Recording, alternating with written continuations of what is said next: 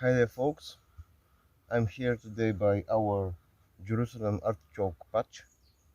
You can see it's short sleeve weather today, very unusual for the end of the year. So I'm taking the chance to harvest some of the tubers and to start fermenting them. You can see here that our patch actually is just one single straight row of Jerusalem artichoke plants, and those were planted last autumn. Before that they were occupying part of that space, but we decided to move them here as a type of shelter for the tomato plants which we planted here in the summer, and it worked reasonably well. Some of the stems are chopped off and lying here on the ground because with the strong winds in autumn, most of those were falling down here towards the orchard. So you can see that even the remaining stems are slanting in that direction, so those were chopped off, but the other ones are still standing. For first year planting, I'm very pleased with the growth and the size of the plants. Some of the largest here are very well developed. I have already harvested a couple of handful of tubers, but now I want to get a bit more so I can put some to ferment in our sour cabbage vat. And let me show you how I do that. So for harvesting tubers, I usually use a digging fork, and actually this is my preferred tool for most of the digging required in the garden because our clay soil does not take well to shovel digging, especially when it's wet, such as now. In order to harvest the sunchokes, I first start by pulling the stems, and where the stems are pulled is like an indication for me that the tubers have been harvested.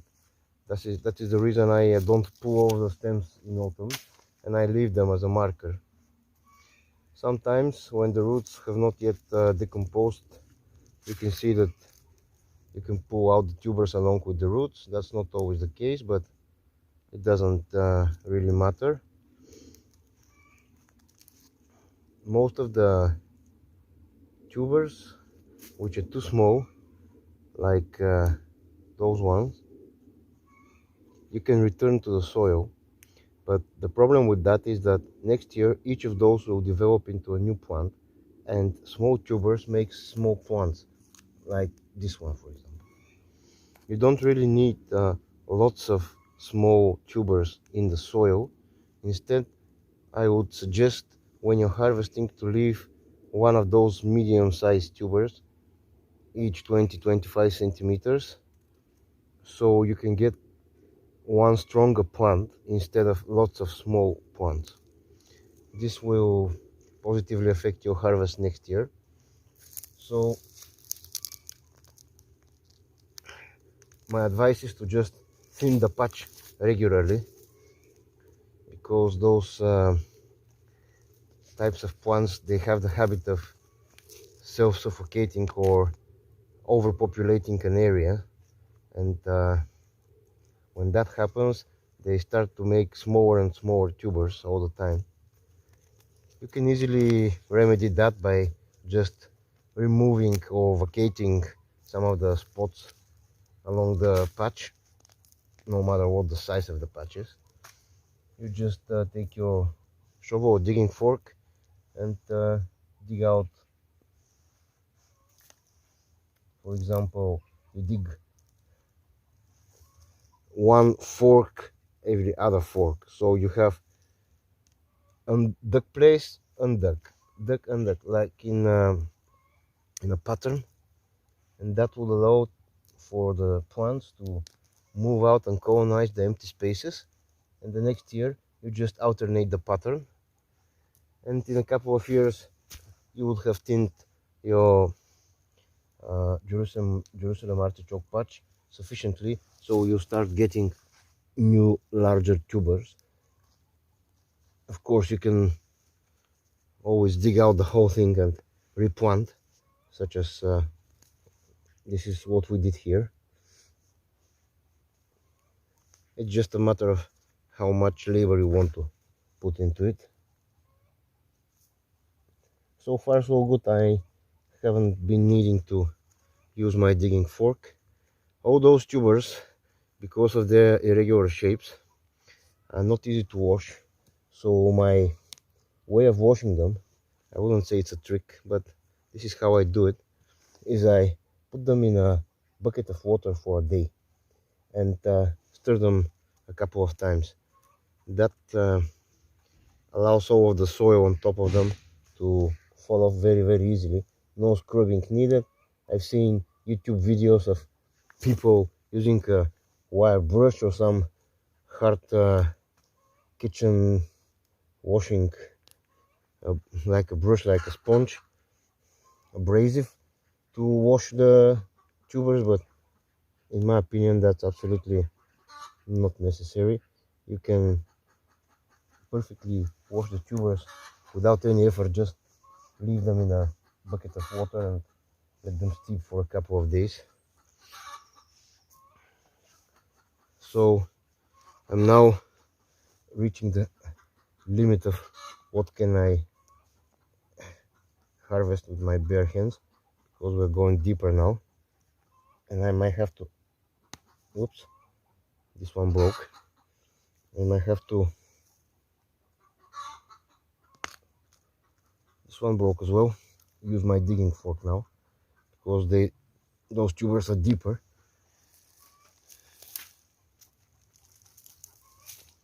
But you can see that the spot which I pulled and I'm now harvesting is a very little area, maybe 40 by 40 centimeters tops, and still I have already pulled lots of tubers.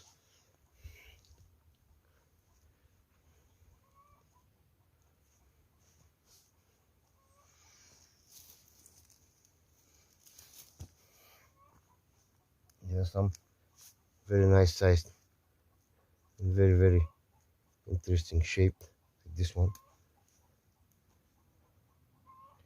Usually when I'm harvesting, it's very hard to like pace myself, try not to pull everything out of the ground, because it's very pleasant to just dig up free food from the soil. But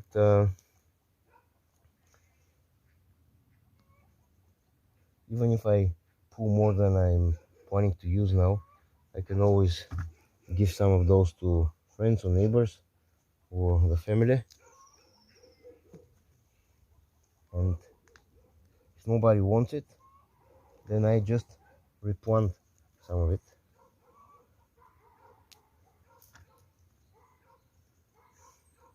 The dogs are barking, so I guess that means that some guests are coming. Okay, so I harvested the extent of those plants which I pulled out. There is almost no new tubers deeper down here. It's usually best to remove everything you see, because those smaller ones, as I told you, will not grow to a proper sized plant. And I'm taking also the opportunity to weed a bit if need be. And next year, at about June, when the plants start getting taller, it's very useful to go and thin the patch, meaning you cut at the base all of those very small plants and leave the ones which are more vigorous.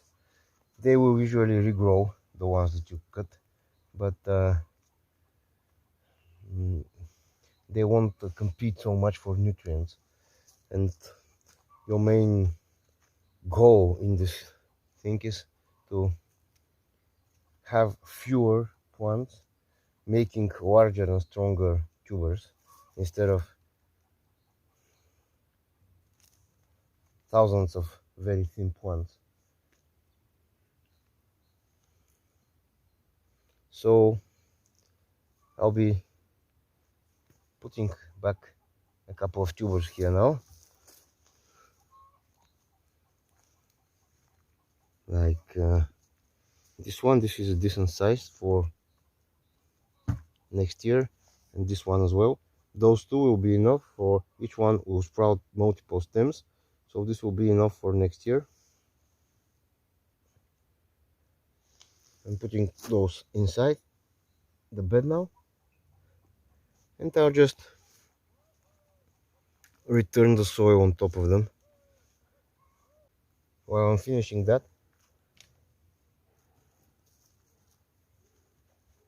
I wanted to quickly thank everyone which followed my daily videos in the Vlogmas challenge. It was certainly a challenge. It was more difficult than I expected, and it showed me the flaws in my system of making the videos, how I shoot them, how I voice them over, etc. And I'll try to improve my technique in the coming year.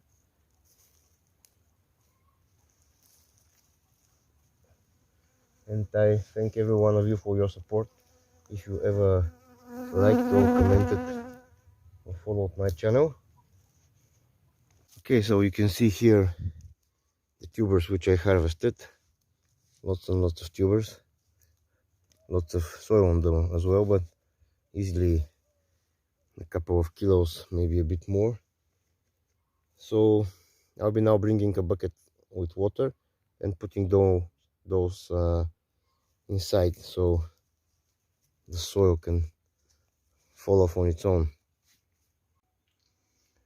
And this is a 10-liter bucket of water. You can see that the harvest from maybe 50 to 50 or even smaller size patch from our Jerusalem artichoke patch almost filled the 10-liter bucket with tubers. I have now added water, and I'll just wait a couple of hours and then come and stir them. And in a couple of those stirrings, most of the soil will fall off. If you have sandy soil, this will be much easier, but you can see that our clay soil really likes to cling on to stuff. So yeah, this is it for now, and I'll show you in a separate video how I process them and how I put them to ferment with the sour cabbage. See you tomorrow, guys.